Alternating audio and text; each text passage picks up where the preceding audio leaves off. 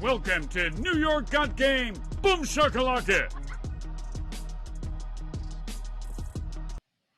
What's good, everybody? We are back. Dexter, Henry, Bryan, Fonseca here on New York Got Game Knicks Weekly Live, coming to you. I was off last week. Bryan held it down, did a fantastic job previewing a little Knicks Nets, and the Knicks swept the Nets last weekend, which was good for the Knicks fans. The Knicks fans have to be happy. Well, you can always be mad. I always say that. But they should be happy because the team has won 4 straight games, 4 in a row, which is a good look for the Knickerbockers right now. The offense looking a lot better. The defense, some slight improvements. We'll get to that a little bit later. We got a good show for everybody. Stefan Bondy of the New York Post Knicks beat writer, my coworker, will be joining us. So that should be a fun one. Bryan, what's going on? How you doing? I talked about this last week on the show, but 4-0 since last week. I was thinking they'd go at least 3-1, probably more likely 3-1. Thought that they might drop one of those games to the Nets, and they almost did. But good teams beat bad teams in the NBA, and if you want to be a good team, you got to beat teams in front of you. If Kevin Durant and Bradley Beal were healthy, we'll get into that, but maybe that result is a little bit different. But you got to be encouraged because they're 9-6. You still have your defensive questions. You don't have many questions about your offense at this point. And they're still top 4 in the East. Yeah, third best team in the East right now, record-wise, 3 games behind the Celtics, 6 games behind the Cavaliers. I know it feels a little bit early to be watching the standings, but here we are. Let's start with the Knicks win last night out in the desert. Wire-to-wire victory over the Suns. Brunson looks fantastic, was on a heater. We know what he did last year when he had 50-piece in the desert, and then he came out and he wasn't missing shots again, which was just crazy. 36 and 10 for him, 34 and 10 for Cat, 19, 11, and 6 for Josh Hart. I don't get surprised by anything Josh Hart does anymore. This is like a typical Josh Hart game at this point. I'm not surprised by anything this man does. What did you take of this Knicks win? Because they just brought it to the Suns from the jump. They came right out, brought it to them. What did you make from this win? And when you look at this win, I was sitting there thinking to myself, and I was like, man, in my life, and you had texted me about this earlier in the day, before the game, but I thought about it, and I was like, have I seen a Knicks offense this good? Right? Like, Knicks fans out there, if you're under 50, I'm going to say, and you can remember, because you might not remember the 70s teams, you're under 50. Have you seen a Knicks offense that looks this sexy? I'm going to say no. I'm going to say no. Because you might have liked the teams in the 90s. You might like how they played tough and all that. They were not good offensive teams. I love those teams. Yeah. They were not good offensive teams. Yeah. But Bryan, I'm not sure I've seen the Knicks offense this good. And when you look at this game against the Suns, was your takeaway like, man, this offense is special. We might even have seen the best of this offense. You did what you want, a good to great to elite like level offense. If you want to categorize them as good or great or elite, you were definitely reinforced by their performance against the Suns, because while the Suns aren't a good defensive team by NBA standards, it still didn't mean they had to give up 138, and the Knicks went out and got 138, scoring north of 30 every single quarter except the fourth. And in the fourth, they didn't need to because the game was already over. Garbage time was a thing that happened, whatever. Some of us were sweating out Karl-Anthony Towns over points, rebounds, assists, and he got that pretty early in the fourth quarter, from what I recall. And Karl-Anthony Towns, like, he had a great matchup. He's taking advantage of it. And this is the thing. Like, there's been a lot of discussion about where do Jaylen Brunson and Karl-Anthony Towns rank in terms of NBA duos.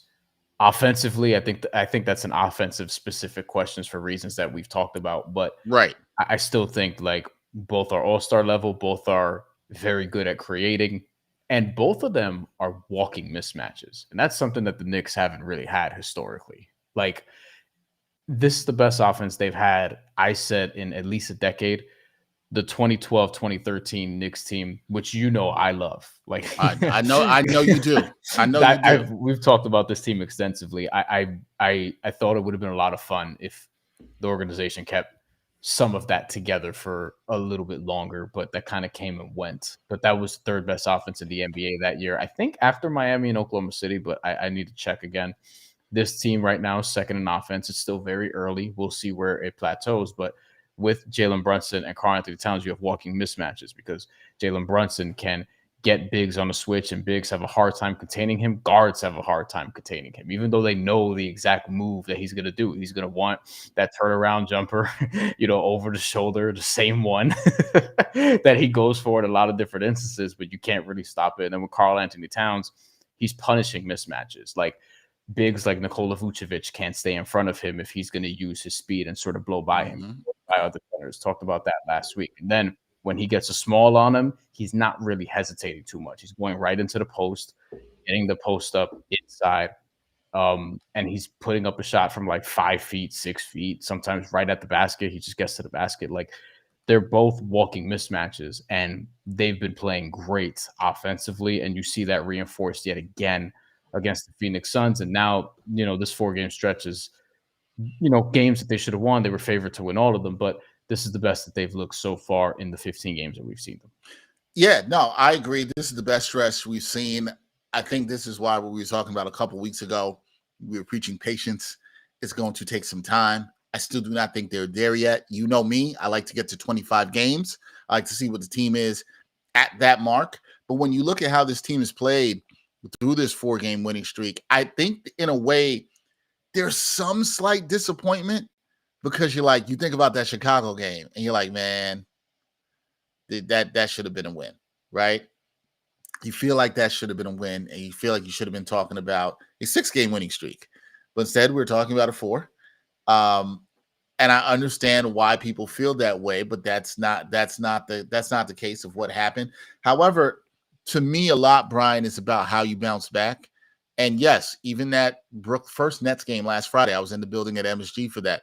That was a little closer than Knicks fans would like. The Knicks blow a 21-point lead, and Brooklyn comes back there. And so you saw some issues defensively and things they need to clean up. But you heard Josh Hart after the game talking about the other night, I believe this was against the Wizards, how they've cleaned things up defensively and they're getting better defensively, and like that they were trending the right way. And what I could tell people, from having been in the locker room a couple times this season and talking to some people around the Knicks, this team is vibing well together. They're fine. They're not worried. They're not panicking. They're fine. And I think that they know this is a work in progress, and I think they know they can get better. I've liked certain things, what I've seen offensively during this 4-game winning streak. I like some things I saw trending in the right way defensively. Last night, I know people will say, oh, they still gave a ton of points to the Suns, and I get that. But I think in spurts, the starters are looking to get a little bit more chemistry on defense.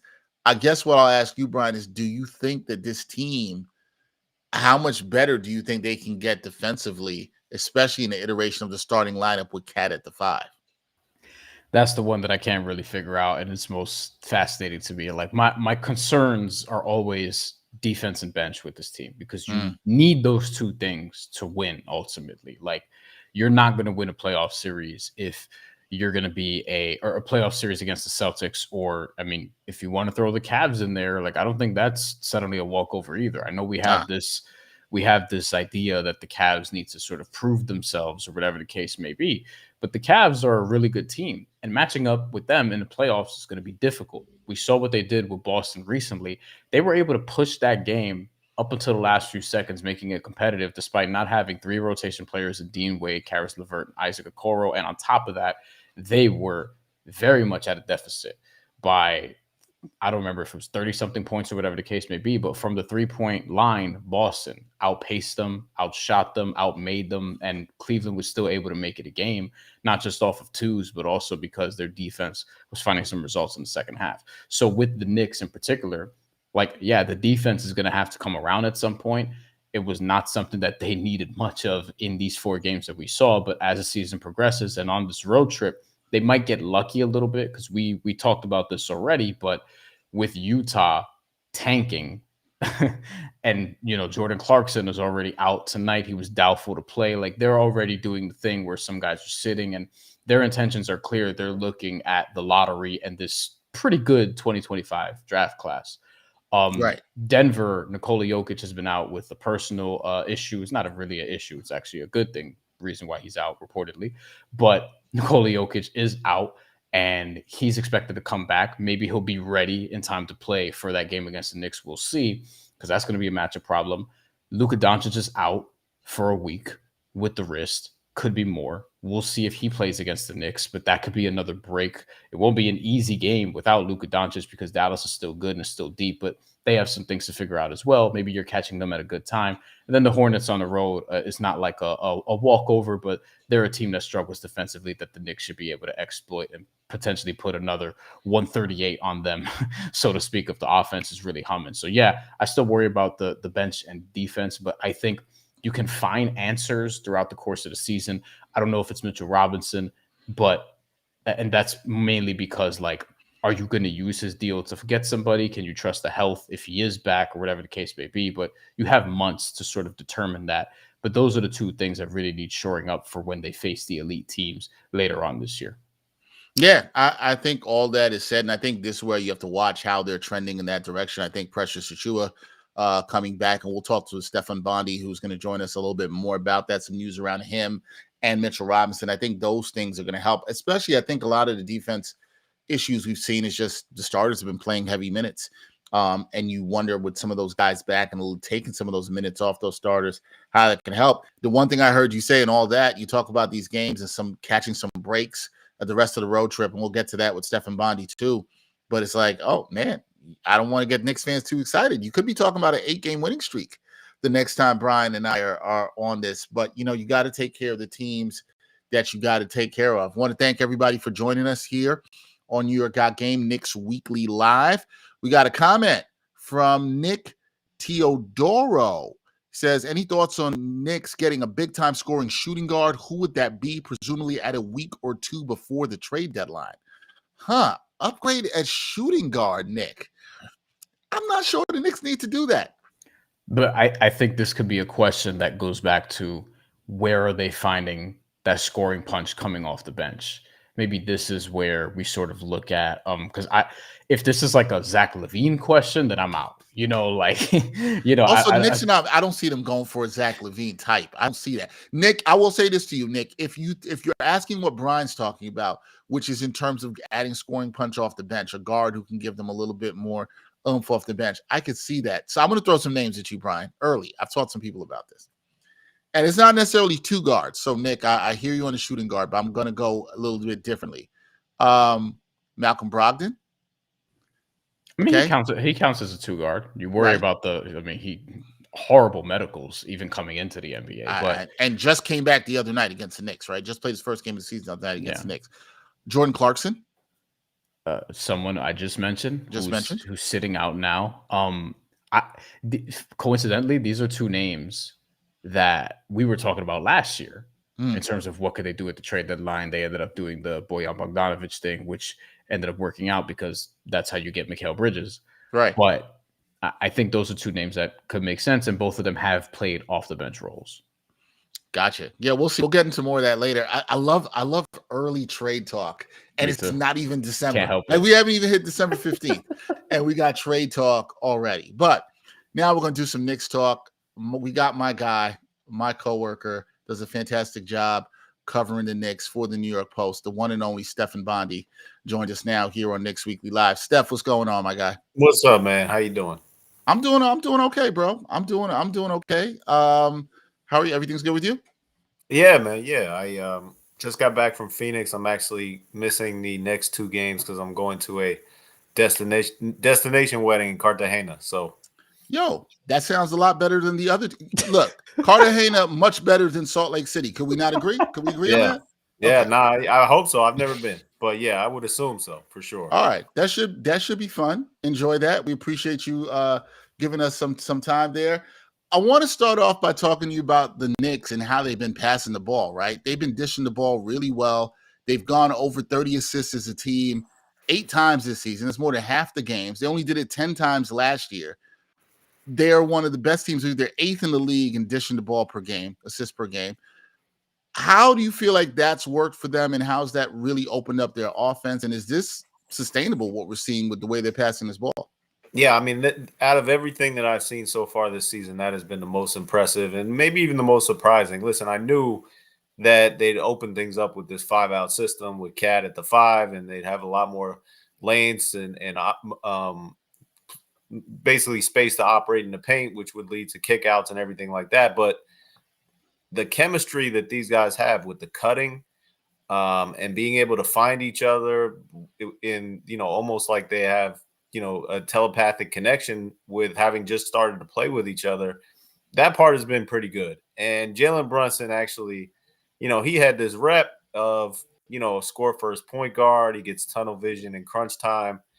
He has been dishing at a level that I certainly have not seen him since he joined the Knicks. And even before that, I mean, if you look at his numbers at even Villanova, he was never a high assist guy. Now he's making the right plays. He's got a lot more room to operate. I think more than anything, the passing has been the most impressive thing that I've seen from this team so far. Yeah, it has been really impressive. And with Jaylen Brunson, mentioning him, Steph, I've been impressed with him in that also the turnovers are low. He's not turning the ball over, right? For a guy that's had the ball in his hands a lot, that has that, he's finding guys, but he's also not turning the ball over. And then you look at Karl-Anthony Towns, Bodega Cat, nickname I know you and I like. Mm-hmm. Man, he's been a force. Yeah. It looks like nobody has an answer for him right now. You're in the locker room more than I've been, but where's his confidence level right now in terms of the force and impact that he's making on the court? I mean, he looks like he's enjoying himself and loving the vibe right now. And I'm trying to think, he's probably now the best center in the Eastern Conference. I mean, I don't know what you consider Giannis Antetokounmpo, but I think that he plays the 4 a lot. But I think that if you were making an all-star team right now, Karl-Anthony Towns is a starter. And that's pretty crazy to think because he's never been able to start before. He was in the West, they had Jokic and everything like that. But he's playing at such a high level right now. I think he's an all-star starter. He's obviously has tremendous impact offensively. His shot is what it was. I mean, we knew that coming in, and it's just as money, if not more money, than we thought. I think the thing that's been positive for me and a little bit surprising is, listen, I think we all heard the guy like the rep, he's soft, this and that. I mean, he's not a good defender, but he gets after it. Like he does not back away from a challenge. I remember when he was playing Jimmy Butler, he went right at him, and we know the history there. He went right at Joel Embiid, and he cooked Joel Embiid. We know the history there. So the guy's kind of, he's not a good defender. I don't think that's ever going to change. He's not a rim protector, and the defense is hurting. And I'm sure we'll get to it because that's been the negative part about the Knicks. But I would not consider him soft just by watching him. And I think that part is impressive to me. Yeah, and I would encourage anybody, Brian, I'll let you go in a second. Anybody who didn't see this in the beginning of the season, I think this is in the preseason, Steph, you wrote a good article about the notion of Karl-Anthony Towns being soft and why that necessarily may not be true, which I happen to agree with you. He's made some dumb fouls at misopportune times in his career, but I don't think he's soft necessarily. Brian, go ahead. I'm sorry, bro. 2-parter on Cat. One, could you answer whether or not you think, because he's doing just the numbers are ridiculous and the efficiency is ridiculous, but how sustainable, because this is a 15-game sample, how sustainable do we think this is from now through the rest of the season? And then the other piece of this is how much of this is going to matter if this is not what we see from him in April, May, and June? Because I think now we're in this phase where, and he deserves a lot of credit for what he's done offensively, but I also think we have to keep in perspective, like, the reason he's here is to help their offense mainly in the spring. Like now you want it to look good. You don't want him coming out the gate averaging like 17 and being inefficient. So what we're seeing is positive. But how much of this is going to matter if he doesn't do it later on this year? Yeah, I mean, the goal for this season, and we've said it from the beginning, is it's conference finals or bust. I mean, you've gotten to the second round 2 years in a row. You made all these moves. If you don't get past the second round now, you can only say this season was a failure. And Karl-Anthony Towns is going to have to play a big part of that. And listen, he has not had a good playoff career. He's been a great regular season player a lot of seasons. He hasn't had much experience in the playoffs because he was playing for some bad Timberwolves teams. But when he has not been as good in the playoffs as he was in the regular season. So I get your concerns. I will say this though. If anything, you think that a new guy coming to a new system would struggle in the beginning and it would be an upward trajectory. So if you're saying that, well, he's starting out so hot, it's going to cool down. I get that too, because I don't have the numbers in front of me. What is he shooting from three? It's probably ridiculous. 50%. And it's actually been declining a little bit because he was at 70 something for like the first several games of the year. Yeah. So that's going to come back down to earth. I don't envision him playing. Shooting 50% for the entire season. But heck, what's stopping him from shooting 45%? I think he could do that. I think in this offense, he's finding open looks. Watching the Phoenix game yesterday, this is what I was very impressed with. And this goes back to the passing we were talking about before. They are on such a string that I don't see many possessions where they're taking bad shots. I watch every possession. I'm like, that's a good shot. Whether it goes in or not, that's a different story. But I'm always impressed with the shot that they end up with, whether it's a Mikal Bridges mid-range, which he's been devastating with, whether it's Karl Anthony Towns open three-pointer. Very rarely do you see some crazy stuff like a step back contested isolation play like we used to see with, frankly, Julius Randle. Right. So I am very impressed with the shots that this team is creating. I think that part is sustainable. And if Karl Anthony Towns is getting all these good shots in this offense, maybe that efficiency, it's not going to be 50% from three, but it's going to be pretty good.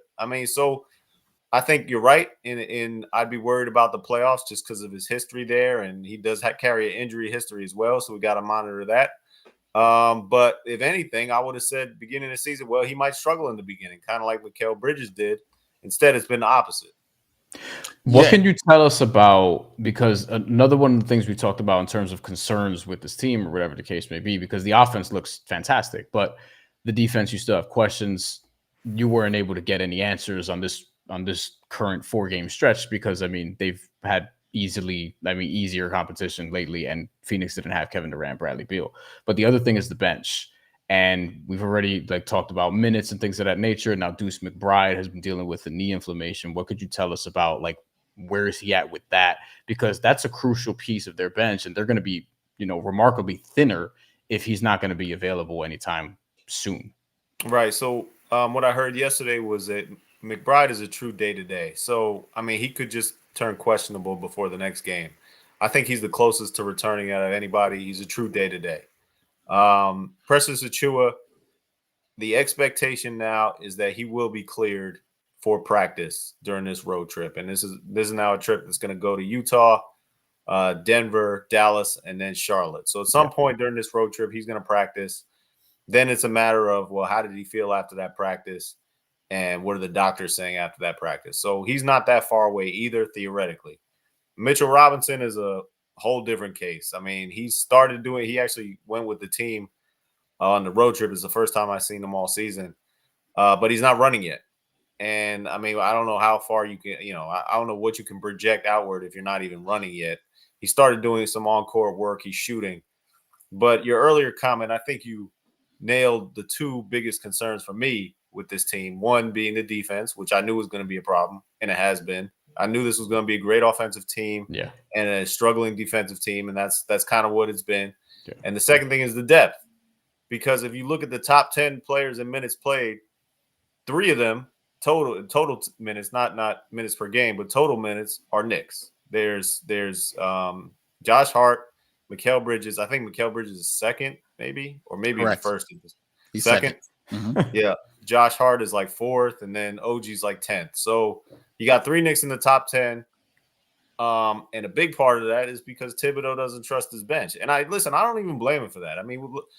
In order to get Karl Anthony Towns, what you had to do was just on the back end, sign guys to the cheapest contracts possible in order to stay under the second apron. Yep. So now you're dealing with all second round picks. I know Knicks fans get excited about Tyler Kolek and Ariel Hukporti, but you're talking about a rookie 55th overall pick in Ariel Hukporti.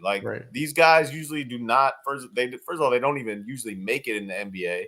Second of all, they definitely usually don't start in their or not start, but even have a role in their. They're usually in the G League. Right. So this is the kind of depth that we're talking about, and I understand why Tom Thibodeau doesn't trust his bench right now. Even Jericho Sims. I know he's been in the league for a while. He's like a 59th overall pick. So this is the kind of talent you're talking about. And yeah, Tom Thibodeau is playing his starters a lot right now. And I think that's going to be a problem all season. Seth, you just made a bunch of the people mad. We know they're out here. They want Tyler Kolek. They want, and this is no shade to those players. They want Hawk Purdy. Yeah, We saw Hawk Purdy play a fantastic. I won't say fantastic. That might be a bit strong. He played stretches of a good game on Friday night against Brooklyn. I was there. You were there, obviously, and you also could see parts of why, to your point, Thibodeau doesn't trust him. You're seeing this with Dottie. I think it's good that you're seeing those guys in spurts, but expecting them to be trusted this early in the season, I think it's a bit much. I do want to ask you. Mentioned, and I want to say something about Dottie. Go ahead. Yeah, he's a first-round pick. He's also a teenager who nobody thought was ready for the NBA, and the only reason he was a first-round pick is because the Knicks said, "All right, we'll take you in this spot if you take less money." Because we want to finagle the whole situation to stay under the second apron when we get Karl-Anthony Towns. So this guy was not even a first-round pick. He became a first-round pick because he was willing to take less money than the rookie scale, which probably no other first-round pick would have been willing to do. So that this is the kind they might turn out great. Okay, I get, but this is the kind of players that we're talking about right now, and you're saying, well, we should put them in the game. That is the problem I see with it. I agree with you, and I like development of young players. I like to see it. I'm hoping those guys develop well, and I think there's some value to them getting minutes, but I think trusting them to play serious minutes is what I'm saying is a problem, and this is why the Knicks need Achua back, Landry Shamet back, those kind of guys that Thibodeau can trust. A guy who he does trust, Steph, OG Anunoby. Where are you? I think I saw you write this too. I would agree with this. He's been the best Knick thus far this season because of what he's done on both ends of the ball. People have looked at OG as just a guy who's a 3-and-D player. He's a stopper for you. Has he made a leap? And do you think he has a legitimate shot of making an all-star team? Because that's what a lot of Knicks fans are talking about here, him making an all-star team. Do you think there's a legitimate shot at that? I mean, all right, so I don't know about the all-star thing. I would have to go player by player to see, who he'd have to jump over. That's a project. So you just gave me a project. I appreciate that. But typically though, I mean, players of his style don't make an all-star team because it's kind of self-explanatory. He's a defense first guy, not very flashy, doesn't put up crazy numbers. But you're right in that he's been the best player, or certainly the most important player, because he has been the connection on defense, man. I mean, Mikal has struggled on defense. I think he played a lot better the last two games, but he was not that, elite wing defender that everybody was pumping up in the first few games. But OG was. And Josh Hart is a good defender, but he's not like an A+ defender. He's like a B+ defender. OG's an A+ defender. And not only that, but his 3-point shot, I think he's hitting like 40% right now. That's been great. And his cutting and his ability to dunk. I think at one point, he was leading the NBA in dunks. I mean, he's been out in transition. He's been doing it all for this team. And he is, like you said, been the most impressive player. I think that contract, a lot of people were worried about that. I'm still worried about that because of his injury history. But if he keeps playing like this, I mean, he'd be a steal. I mean, if he does this for the entire contract, then you say, well, that was more than worth it. Yeah, that definitely. He's been very impressive. Where are we with this Knicks team? Because it's 15 games. It was Panic City. Just feels like 5 games ago, Steph. And I was asking Brian this before you came on. Where are you with this Knicks team? The concerns are obviously defense and the depth. Do you think this team can get better defensively? Do you think there's another level for us to see with this Knicks team? I know you and I will be talking about this all season, but do you think there's another level to where this Knicks team can get to? I do. I think that they're going to, Thibodeau, listen, I mean, we all know Thibodeau's history. He's a defense guy. I mean, he's coached some of the best defensive teams in the NBA. He was the defensive coordinator for that Celtics team that won a championship where their motto was defense, and they played better defense than anybody. So I think there's an understanding of the limitations that this team has. It didn't look like they understood that very well in the beginning of the season. I think, slowly but surely they're going to understand different ways to cover up, the deficiencies that Karl Anthony Towns has and the deficiencies that Jaylen Brunson has. And I think Mikal Bridges has started to play better defense as well, which would help. I do wonder if there comes a point where they say, all right, well, this lack of rim protection has become too much of an issue. We're going to have to get a center and then put Cat at the 4. And then, but Josh has been so valuable in that starting lineup. I mean, he's playing just as many minutes as anybody, and he's been tremendous. So I don't know, what are you going to take minutes away from him? That would be a tough sell for me. Maybe we'll see what happens when Mitch comes back. They'll start experimenting with those things if he comes back. So I think there's certainly a higher ceiling, the possibility of a higher ceiling. And I think more time will also help the defense. But we do have to see what happens with Mitch. I think that's a big component with this. Yeah, and it feels like he's the problem solver here, maybe. Like, if you're in terms of rim protection, like, what else are you putting Mitchell Robinson in there for? But the issue is, like, I mean, contractually, he has a tradable salary. Like, if you're going to break his contract into multiple role players, it feels like that's something they could go out and accomplish to help their depth. And maybe you can get one of those guys being a rim protector that could help out in spurts. But I mean, where is the relationship at with Mitchell Robinson at this point? Because there's been a whole lot of just subliminals that people have brought up or whatever the case may be. Like, does he wants to be there? Does he even want to stay there at this point? Because there's been hints of a lot of different things. Yeah, I mean, I don't want to get in his head. I think he's always he's got to be bored, first of all, because he posts on social media all the time. He also posts really dumb. Can I curse? Yeah. Yes, you can. Yes, you can. All right, dumb shit on social media. I remember during the offseason, he was like pounding beers and putting that on social media, and then it turns out that he had a setback and he's not in great shape, so that did not look good. I have no doubt he wants to get on the court, and whether it's with the Knicks, I'm pretty, he'd do it. I mean, he's not going to march into Leon Rose's office and say trade me. He's got to get back on the court. Yeah. I would hope he realizes that. But kind of what we were talking about before, whether he solves every problem, he does solve the rim protection problem. But are you going to put him on the court and say, all right, everything we did with that 5-out system, now that's gone? Yeah, because we see it with Jericho. It's a completely different dynamic. Yeah. And if you put him at the 5 and you start him and you're playing him heavy minutes, it kind of erases this identity that they've been building through the first 15 games offensively. So I think there's going to have to be a give and take here. I'm interested to see what happens when Achua comes back, how they utilize him and how he looks if he plays with the starting unit sometimes, when Thibodeau staggers the rotation. So, I don't think he's the be-all, end-all, save-all, and I don't think his trade value is very high right now anyway. Yo, I did not know about that stuff on IG. I totally missed that with him pounding the beers. I totally missed that. I did not. Pretty sure I edited one of our stories on it. So I think. Yeah, really? Is that what I was like? Come on, dude. You're missed pounding beers. You're pounding beers, and then you come and you come to camp and you're out of shape and you're not playing. So that was a bad look. Not a good look. Not a good look. Couple more things before we get you out of here, Steph. The Knicks, they're going to finish up this road trip. Next 4 games, they got the Jazz, Nuggets, Mavs, and then the Hornets. I know you're going to miss a couple of those because you will be in a better place, having a better time than some of us. What are you keeping your eye on with them over these next 4 games? Which they're all winnable, and they catch some breaks. Probably no Nikola Jokic, probably no Luka Doncic in those games. What are you going to be keeping your eye on with the Knicks over these next 4 games? Yeah, I mean, you're right. They're lucking out, and I will be rejoining the team in Dallas and Charlotte. So I will be there for those. Listen, there's no way. Let's go through the games, okay? Mm-hmm. Utah should win that game, right? We agree. Yep.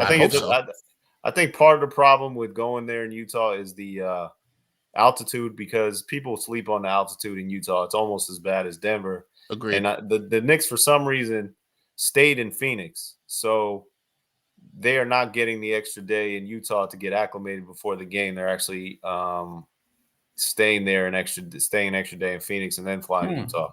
So I think I don't mean to cut you off, Steph. I think that says a lot about what there is to do in Utah or not to do in Utah. Yeah, and that's probably why they stayed in Phoenix. I get it. But I think from a basketball perspective, it might have been better to go to Utah. But I get it. I'm going to Cartagena. So what the hell am I going? Right.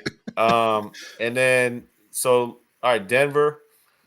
You saying Jokic is definitely out? Do we know? No, that? He's been out, personal reasons, but he might be back. Reportedly, I mean, people in Denver have been saying. All right, I'm gonna take that as an L regardless. I'm gonna say they're gonna lose that game. Yeah. Okay. Dallas, no Doncic. Definitely no Doncic. Definitely no Doncic. Most likely. Most likely. I say that's a W, 2-1. And then Charlotte, that's another W. That's a pretty easy W. So 3-1. That's what they should do. All right. Which is what I thought they were going to do in these previous 4 games, and they won all 4 of them. So there you go. I mean, they did play some Brooklyn, despite their lack of talent. I mean, Jordi Fernandez is a pretty good coach. I thought they were going to drop one of those 2 games. Again, okay. the way Brooklyn was playing, but now it looks like see Cam Thomas suddenly has his back injury and Nick Claxton's out. And now it looks like Brooklyn's like, all right, we're winning a little too much. Yeah, we gotta. I don't like to see that. It's too early to do that, man. I don't like if they're pulling the strings like that, then that's not. I remember last season with Brooklyn, it felt like everything started to go downhill when they made that decision to sit all their starters in that Milwaukee game. Yep. And when it was like, all right, let's just tank. And they lost the locker room that day. I remember Mikal was upset. So it's not something you do in November, man. So if that, listen, I don't know what's happening. This is just me, speculating on what's going on. But if that were the case, then that's not a good look either. Cam Thomas is in a contract year. I don't think he's trying to sit either. I think he wants to. That's definitely not. Last thing before I get you out of here, Steph, I got to ask you: were you sad to see Daniel Jones be demoted to third-string quarterback for the New York Giants? I feel like I didn't text you, but I felt like it broke your heart, so I had to ask you. No, I don't want to kick a guy when he's down. I had my fun with Daniel Jones. The guy was crying in a press conference today. I'm gonna leave it alone, man. Did he? But I will say this, Steve Popper, I told you from the beginning. Look what happened next. I know you're watching. For the record, on this show, last time Steph was on here, I brought it up. He told me I talked to Steve Popper face to face. He had a lot of excuses about Daniel Jones' tenure. Now, next time I see Steve, because I didn't see him at the Garden the last time I was there, now I got to ask him how he's feeling. I'll tell you right now, the guy will refuse to tell you that he was wrong. That's his personality. He's too stubborn. Still, to this day. Shout out to my guy, Steve Popper. Steph, appreciate you, man. Enjoy the, not West Coast trip. Enjoy the wedding. I will talk to you when you're back. All right, man. All right. That is Stefan Bondy, New York Post Knicks beat writer, joining us here on Knicks Weekly Live on New York Got Game. Always a pleasure talking to Steph. All right, we got thank you to everybody who's checking in. Please hit that like button. Please share. Let us know what you think. Please share, and thank you for joining us here on Knicks Weekly Live. Nick Teodoro checking in. We appreciate you once again. He said, not necessarily a shooting guard, as we were talking about before. I'm guessing a secondary scorer. My question, who is the 3 in their big 3? Cat, Brunson, and who's the question mark? Or is the team deep enough to win without a big 3? I think that they don't necessarily have to have a solidified big 3. I think the third person is right now OG Anunoby. I don't think many people thought he would be the third person. I thought most people thought he would be the number 4 scorer. But right now it's been OG just by virtuality of where he falls in the offensive pecking order. Now, I think you would want it to be Bridges because Bridges is a bit better of a shot creator. And I think that's what you mean a little bit more of Nick Teodoro, in that who's that guy, third guy that can give the ball to, get out the way, and you can make something happen. I think we haven't seen that enough from Bridges. I would like to see a little bit more of that from him. I have a feeling when things all balance out this season, it will be Bridges. Bridges has some weird stuff going on. He's killing it in mid-range. He's shooting just around 70% in the mid-range, but above the break threes, he's struggling. He's in like the teens in those percentage, but shooting over 46% on corner threes. So I think he gets better in that regard. I think it'll be Bridges. I think Bridges just has to get a little bit more comfortable where he's going. Like, I love this question. I have a feeling this is going to sort itself out over the next 15 to 20 games. I don't know. How do you feel about that, B? I would agree with that. I think it'll eventually be Bridges. I was surprised to see that they're actually tied in usage, the exact same 18.4. Oh, him and OG? OG and Mikal Bridges. Got that you. was a little surprising. I feel like Mikal Bridges, though, is probably going to get closer to 20. Just because part of this is also he can do more with the ball. He's averaging more shots. He's averaging 14.2 shot attempts per game. OG Anunoby is at 12.6. OG Anunoby has the 3-and-D perception. He can do a little bit with the ball, but not as cleanly as Mikal Bridges could. Like, Mikal Bridges could actually go out and get his own shot. He's probably the tertiary guy you want doing that. Like, he's not the main one you want doing that, like was the case at time in Brooklyn until Cam Thomas said, "Get out of here. This is my team now." That's not actually what he said. No, I know. But I think over the course of the year, like, it'll become Bridges. And here's the thing. I think if you feel like you have to go out and get that guy, that's a problem because of what you're paying OG Anunoby and because of what you're paying and will pay and paid for to get Mikal Bridges. So it has to be one of those two guys. Otherwise, your roster construction, like, you need to rearrange some things. The other thing I'll add to that is, even if none of this, to Nick's question, which I think is a really good one, even if none of this materializes, right? You don't know who's the clear-cut third scorer. Even if the offense stays right where it is now, which is the second best offense in the NBA, you're fine. I don't think you necessarily have to have an established big three or know who that third scorer is. Maybe some nights it's OG, maybe some nights it's Mikal, and I think the Knicks will be fine with that. I think they're so good offensively, they'll be fine. But good question, Nick. We appreciate you checking in and sending comments and watching and sharing everything you're doing, so stick with it. My guy, Jay Boogie. Jay Boog, what's up, man? From the playground to the college game to the NBA game, where would we be without this podcast telling the city, New York, we got game? Like that, hit that like button. Salute, salute, salute. 3 capitals. I love it. Thank you, Jay Boogie. Appreciate the love. My friend, Jay Boogie, one of the best out there in content creation. Great rapper, making songs about the Knicks. Appreciate him all the time, checking in, supporting New York Got Game. Thank you, brother. Appreciate you. If you have any questions or comments for us, please share. We have a couple more minutes we're going to go to because, I got to watch my football team putting work on Thursday Night Football. I understand some of the New York fans out here who I love don't know much about a winning football team in November as of late. I'm wishing better for all of you. I want better for all of you. But that's not where we are now. Now, Brian and I would like to close out the show with a little thing we do called Real or Not. And we are going to do that this week in talking about Real or Not. I want to start off. I think I got some decent ones for you this week, Brian, that I think is going to be really interesting. Just want to make sure I got my notes correct on this for you. Okay. Knicks. If you have to, because this is nitpicking zone right here, folks. Sure. Yeah. If you got to nitpick on something with the Knicks offense right now, it's that they don't get to the line a lot. Okay. They don't get to the line a lot. Free throw rate, not great at all.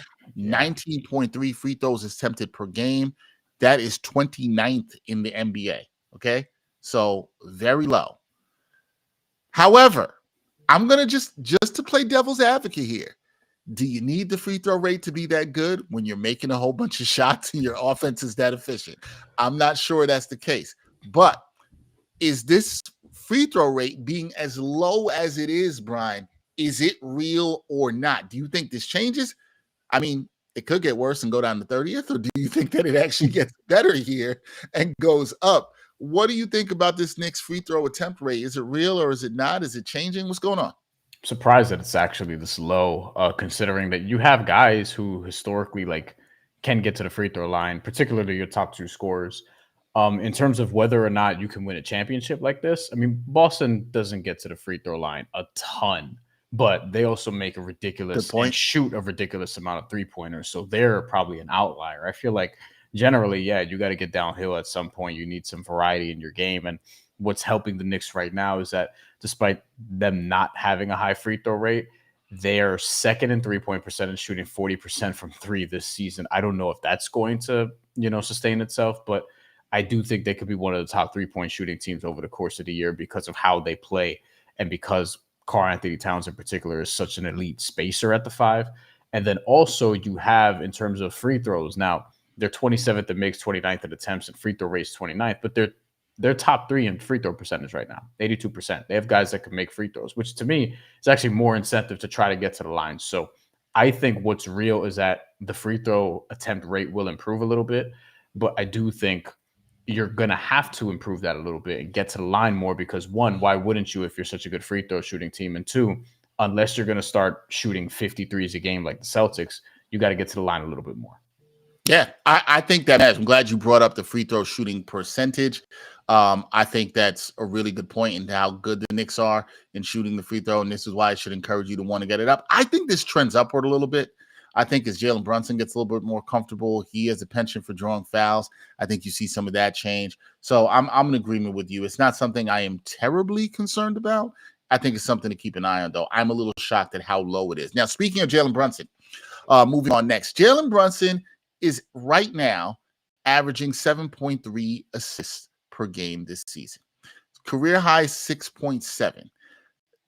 Before the season started on an episode of New York Got Game, I talked about Jaylen Brunson, and I liked him to go over 6.5 assists per game this season as a bet for the season. I thought it'd be a really good bet for people. Kevin Walsh Jr., who joined me, also liked this from Sports Grid. He thought the same thing. Yo, we talked about this. He's out here dropping dimes right now, okay? He is dropping dimes right now. We saw 10 last night. Is this real or not? Do we see Jaylen Brunson averaging over 7 assists per game this season? Is that something you see staying up? Can he get this up to 8? I mean, dare we say? He's at 7.3. So we round down. It's at 7. But could he get this up to 8? Like, how are you feeling about this? Is this real? The Jaylen Brunson passing, is it real? I think the 5-out offense kind of makes it real. The assists per game are career high right now. I don't think that's crazy given that it's not up by like a super dramatic amount. Where like Karl-Anthony Towns, if you look at the spike in his numbers, it's like, whoa, I don't know if he's going to do 26 and 12 all year long, even though there's a pathway to him at least doing maybe 24 and 10 or something along those lines, okay. Right? Maybe even a little better than that, to be honest with you. But right now, Jaylen Brunson, 7.3. It was 6.7 last year. And honestly, like, you swap in Karl-Anthony Towns for Julius Randle, I mean, there's going to be more catch and shoot opportunities just from a basketball standpoint, because with Julius Randle, I mean, he likes to play with the ball a little bit more. Karl-Anthony Towns does too, but in a different way. And I do think we'll see more of an evolution to the two-man game that those two have. So I have reason to believe that this number is going to sustain itself. I agree. I thought this was going to happen at the beginning of the season. I don't have too much more to add but that. I thought this was going to happen. I thought Jaylen Brunson's assists would go up. I'm not surprised by this. Maybe I'm a little bit surprised at the assist to turnover ratio. That's probably a little bit more of the surprise, considering how much he has the ball in his hands and how much defense he sees. The turnovers being down are the things that I like. We'll probably get into that, and as that sample size gets bigger on that. Okay, last one for me. Your boy, Josh Hart, on fire from downtown, okay? Shooting 45% from three-point range during the Knicks 4-game winning streak, shooting 42% for the Knicks over their last 9 games. That is just on about over 3 attempts per game. Is this real or not? Is Josh Hart going to continue to shoot lights out from downtown, Brian? He's been doing a good job. Look, for me, I'll say this before you start. I just want him to take the open shots when he has it. That's all I wanted to see. Like, can you take these open shots when you have it and not be hesitant? He hasn't done that. Do you think this shooting that we're seeing from him is real? And I'm going to tell the viewers, keep dropping in comments because we'll wrap with those after this last reel or not, and then we'll get out of here. But in terms of Josh Hart, the three-point shooting, and this is something I wanted to bring up because we were texting about this right before we got on. 42% from 3 in his last 9 games. Now, it's only on 3.4 attempts, but 3.4 attempts from 3 for Josh Hart, like, you'll take that. There are games where he doesn't want to shoot like that. He even talked about this, before last game or whatever the case may be, or after last game rather, but 42% from 3 in those last 9 games. I do think that he can make threes at a reasonable clip. Like for a season, can you get 38% out of him, so to speak, or something along those lines? It's just a matter of the attempts. And over the course of his career, like there are examples of him putting up 4 or 5 threes a game, and for whatever reason, he got away from that a little bit. And then in Portland, that short stint that he had there, he was jacking them up a lot. But at the same time, when he got to the Knicks, the volume had decreased tremendously where he was putting up 2 threes a game. I don't know if you can sort of get away with that because you know what's going to happen in the playoffs.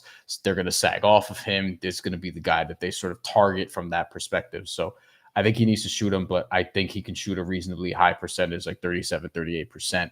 And if he can't, then, you know, that makes him like sort of difficult when you're figuring out what the rotations are going to be in the playoffs. He obviously be in the rotation, but will he close every game? You know, is going to be a question. But he does so many elite things. Like, you know, Josh Hart is one of my favorite role players in the NBA. Yeah. He does so many like great role player things, like in terms of just the rebounding, the defensive versatility, getting downhill. He's elite at making twos, which is, you know, not a small thing, right? So I just want him to continue to shoot maybe 3-4 threes a game, and he could make a decent percentage of them. It makes him just more playable. And obviously, Tom Thibodeau will find any excuse to play Josh Hart 40+ minutes. Yeah.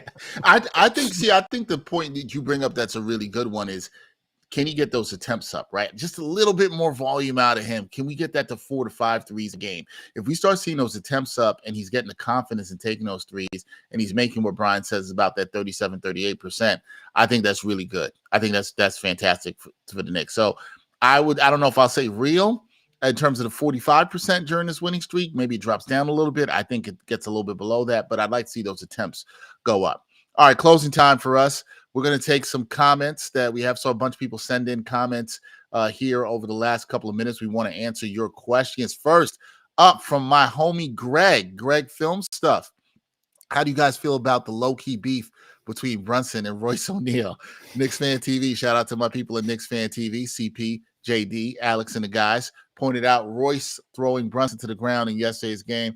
Every time Royce was on JB, he attacked. I mean, here's what I'll say. I knew Greg would notice this. Greg, you know what I mean? Greg, shout out to you for noticing this. Here's the thing. I don't feel any way about the beef. It ain't beef when you're getting cooked. The beef is getting cooked. JB's out here cooking him. He's cooked Phoenix crazy the last 2 times he's been out there. Last 3 times, actually. I think his last 3 games, he's averaging over 37 points per game in the Valley. So they don't want to see him anymore. If you're a Knicks fan, you should feel great. You're like, what's beef? Yeah. Like that's what you're one. I wish I had the great track by the Notorious B.I.G. to play on. What beef? He's out here cooking them. Straight cooking. And in fact, if you're a Knicks fan, you can't wait for the next time that the Knicks get out to Phoenix, because he's gonna probably cook again. That's it. I don't got much to say on that. That would be April 6th. I'm pro nonviolent beef, except for when it's boxing, because you already know. Yeah, I mean, I all I'm going to say here is like, you know, I think the NBA could probably use more little confrontations. Yeah, make it interesting every now and again. Royce ONeal also has been a decent fantasy pickup for me this year on the waiver wire. And for the people who don't know, this is probably why Greg asked the question, because he knows Brian loves violence. That's if you follow content Brian and I've done before, you will understand Brian loves violence in a way that I do not. But this is here nor there. Thank you, Greg. Appreciate you, bro. All right, we got Alex Dunn. What's up, Alex? Hot take time. Oh, this could get interesting. So, if OG can be a consistent 20-point per game player this season, anyone else think he would be a top 20 player? Top 20 might be a bit much of a stretch here. Top 30-ish, pushing to that. If he could play at that level, I might be with you on this. I don't think he's ever averaging 20 points per game for a season. I don't see it. I don't think he's that kind of guy. Also, I don't think this is probably what you're about to say. I don't think they need him to. Right. And so some of this, and this is not for you, Alex Dunn, and I appreciate you, but some of this, I think people, we like these numbers. We like seeing a player reach 20 points per game, and it feels good and it feels nice. The Knicks offense is fine. The Knicks, like if everybody's offensive numbers stay at the same place they are today, which they will not, but if they did, they are fine. Would I like to see OG be a consistent 20-point per game scorer? Yeah. Do I need it to happen? No. Like, Cat's killing, right? You got Brunson killing. It's okay. And right now, thanks to our producer extraordinaire, Jeff, the 17.1 points per game that OG is currently averaging, that is tied for a career high, which he had back in 2021, 2022 season. Which is what I think he is. 15 to 18, somewhere in that range. And that's fine because you want the defensive versatility and the 3-point shooting more than anything else. If anything, I think this should be maybe geared toward Mikal Bridges, but I don't think Mikal Bridges is like a top 20 NBA player or whatever the case may be. I also don't think you need him to average 20 points a game. I think you just need him to, give you some offensive creativity that not everyone on this roster can give you, along with some defensive versatility that also not everyone on this roster can give you.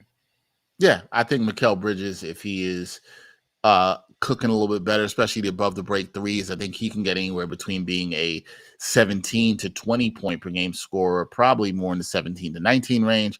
But listen, if you're a Knicks fan right now, don't worry about the offense. Like, the offense is fine. The offense is fine. All right. Thank you, Alex. Alex, I know you sent a bunch more late to the stream. Keep up the good work, my man. One of the best on the Knicks beat. Appreciate you for checking in. We try to bring some good Knicks coverage and content here, the team here at New York Post Sports. So appreciate you, Alex. Please keep checking in. Also, Alex, and hey, no shame. I saw you write something. You said sorry for 8 comments in a row. No shame. You're out here commenting. You're active. We want to talk to the people. You're active. Nothing wrong with that at all, my friend. I know I've got orange and blue specs on. Nothing wrong with that either. But man, I love watching OG play. He's just a dream to watch, in my opinion. Look, I love it too. I loved when the Knicks made this trade for OG. I thought that was a fantastic trade. He's a guy, a role player that fits. I think this is what's going to make the Knicks work in the long run. And, you heard Brian talk about how Josh Hart's one of his favorite players. He is easily one of mine too. So I don't want to say Brian's alone in that because he's not. He's one of my favorite players. I love what he does. OG's right there too, because what he does both ways. He goes about his business. He's serious. The Knicks have guys that fit well on this team. And I think the chemistry is going to build more and more. I think the concerns we talked about earlier with Steph are real. And I think we all are in agreement on that. But OG's a guy I love watching too. So I'm with you, Alex Dunn. Orange and blue glasses. This OG's a good dude to watch. No doubt about that. Yeah. What else do we have? Hopefully 7 or more assists per game will put us in a great place. Yeah, I think the offense is in a good place, especially with Brunson running the show. And yeah, I think we think this will trend. I don't know how much higher it gets. I don't know if we get to 8, but I think Brunson, as Brian pointed out, the way this offense is humming, especially in the pick and roll with Cat, there's some opportunities for him to get some, I would call it easy assists per game. Feels like there's 3 in the bag already, and just in the pick and roll with him and Cat. So yeah, we'll see how that goes. What else you got, Alex? No, we know we got more from you. Yeah, we do. Alex says Hardenstein is a bigger loss than Julius, in my opinion. Cat negates and improves the Julius loss, but Hardenstein's activity on the boards might be a bigger loss than we anticipated. You guys see him in his OKC debut. Yeah. Hardenstein looked pretty good last night for OKC. Here's my thing on this, Brian. I think it's a great point that Alex brings up, and let me know how you rock with me on this. I loved Hardenstein, and what he did for the offense, I think even more than offensive boards, which people bring up a lot, was I just thought how he worked in the pick and roll with Jaylen Brunson, I think was really good because of what he did when he got the ball. He was really good in 4-on-3 situations as a passer. Cat's a good passer, but not quite the same as the way Hardenstein was with there. I like Die Hard a lot. The thing about the Knicks is this Knicks offense is so good, and people worry about stuff on the boards. They don't miss as many shots. You know what's different about the Knicks this year? They're just a better offensive team. You don't need offensive boards as much when you make more shots. And so I'm not saying he couldn't help. And would I probably like him even as the backup center still on this team? Yeah, I would. Listen, I understand everybody. You'd like to rather see Isaiah Hardenstein than Jericho Sims right now. I understand. Even though I think Jericho Sims actually has not been bad during this 4-game winning streak, and he should get some love there, but he's been competent. He's been fine. Would you like to see Isaiah Hardenstein? Yeah. There's a money thing. They couldn't keep him. I hear you on why he might be a bigger loss than Julius. I understand the point. You're saying he's probably more valuable to the team. I wouldn't necessarily disagree with that. Can't say I disagree. Which is crazy because the other guy is multi-time All-NBA, multi-time All-Star. But, I mean, in terms of functionality with the complementary pieces, like Isaiah Hardenstein just better complements more of the guys for similar reasons that Josh Hart does. You know, he's kind of like a big man version of Josh Hart in some ways. The only thing I'm disappointed about in Isaiah Hartenstein returning a little bit sooner than I expected was I was having a very fun time making money on Jalen Williams over points and rebounds. And, you know, we're going to have to see where that lands. Not at Hardenstein. Stealing those rebounds. Yeah. Stealing those rebounds. Yeah, because he was playing center for a few games there for the Oklahoma City Thunder. But yeah, I think if you see what Hardenstein got paid, the Knicks weren't going to do that. And they're justifiable in doing that. So in a salary cap sport, these are decisions you have to make. It is what it is. It is what it is. We'll take a couple more questions, comments here. Franchise record. I assume that's talking about your comments. The franchise record that there was there, Alex Dunn. All right, Alex, appreciate you checking in. He said sorry for his 8 comments in a row. I said all good, my friend. We will take the 8 comments in a row for sure. What else do we have? Femi, what's up? Shout out to Femi. What do you make of the Eastern Conference? Yo, it's fine. It's all right. You know, it ain't the West. You know what I mean? Like, it's not the West. There are teams that have been very disappointing. Obviously, can I ask you this? Sure, go ahead. Guess who's the 5 seed right now in the Eastern Conference without looking it up? The 5 seed in the Eastern Conference. I know this because I know this because you're asking, and it's a team that maybe people wouldn't expect, but you're asking, so it has to be the Miami Heat. And they're not like no. Well, I'll say this: if they've wound up the 5 seed, I wouldn't be like shocked, but they're 6 and 7, which is more of a testament. And I'm somebody who doesn't think the Eastern Conference is bad, but the Eastern Conference has not gotten off to a good start. It has started off bad. And I said before the season, Celtics 1, Cavs 2, Knicks 3 in terms of how I think the seeding is going to rearrange itself at the end. And that's not to say the Knicks would lose to the Cavs in the playoff series. I'm not saying that because I was saying that the Knicks would beat the Cavs in the playoff series. Although, check with me in April because the Cavs are 16-1 right now, and they're only lost to the defending champions in Boston. Still, at the same time, like I think those are clearly like that's tier 1 of the Eastern Conference is Cleveland, Boston, New York. Now with New York, they haven't played as good as those 2 teams and lost to both of those teams, as a matter of fact. But we're basing it off of like what they're eventually going to become, which I think is higher than like what Miami could be at their potential best, what Orlando could be at their potential best. Milwaukee and Philly. Philly's the worst team in the league right now in terms of record, and it doesn't look like they're going to get it together either. So I can't. I don't even know what to make of them right now. But they're also a lot of that is bringing the East down. In Milwaukee and Philly not being as good as you thought. Milwaukee seems like they're starting to turn things around a little bit. Mm-hmm. We'll see. Pacers too. I'm waiting on them also. They're 6 and 9, and I think they're a much better team than that. Yeah, the East needs to get their act together, Femi. That's what it is. They got to get their act together. That's what we're saying. All right, a couple more we'll take. JB's a chef in Phoenix. You're right. He cooks like he's Anthony Bourdain, RIP, when he's there. That's right. He's bringing the heat in Phoenix, which they know a lot about the heat out there. So he's bringing the heat there for sure. Thanks again for checking in, Alex. Appreciate you.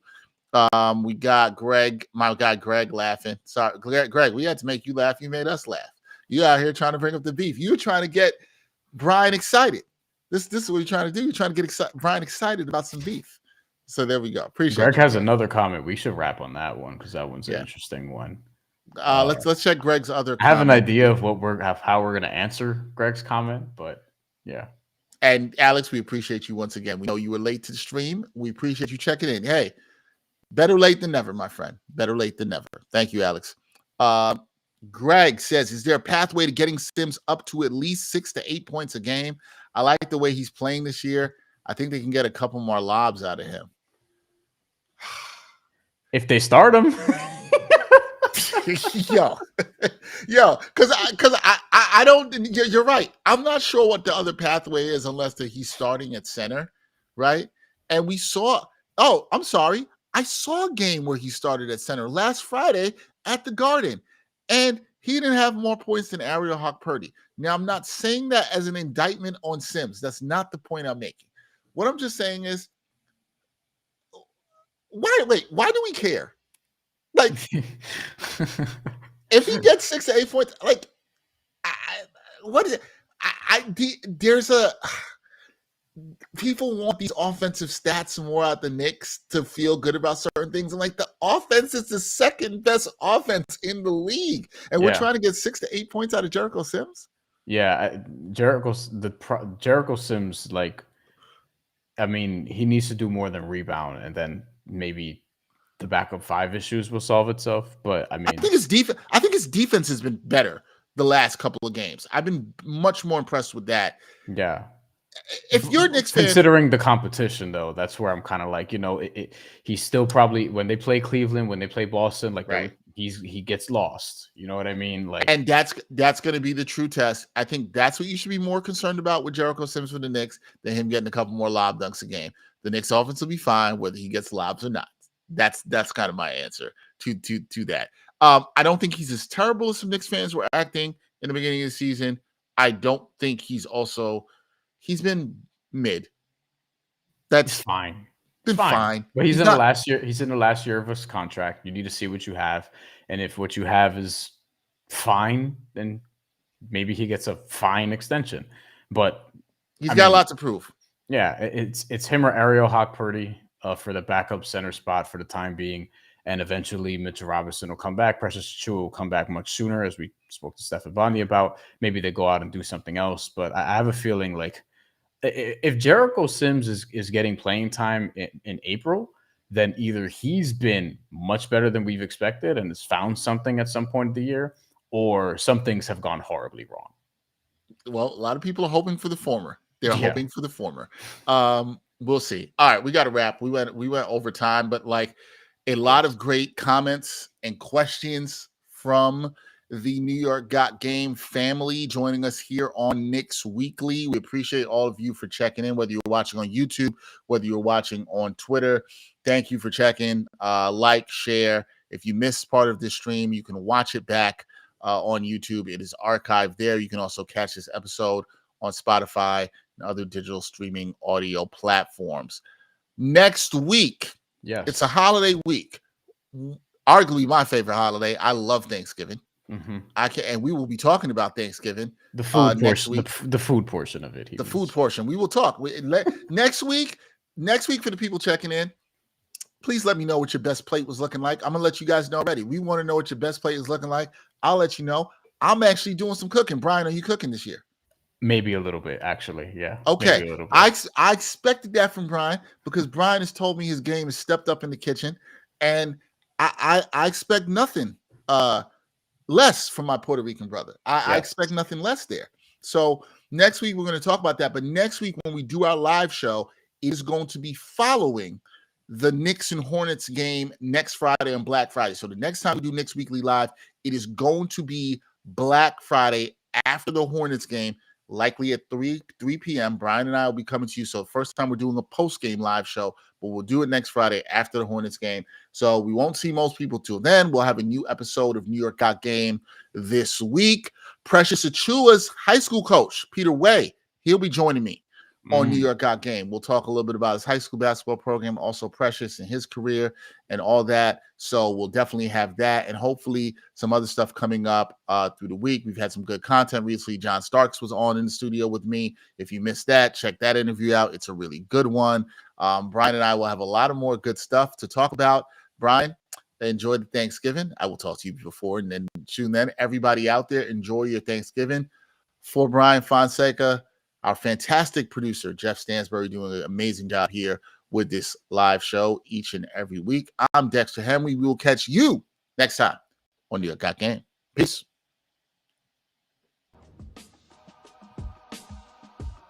And thanks for watching New York Got Game. Boom shakalaka.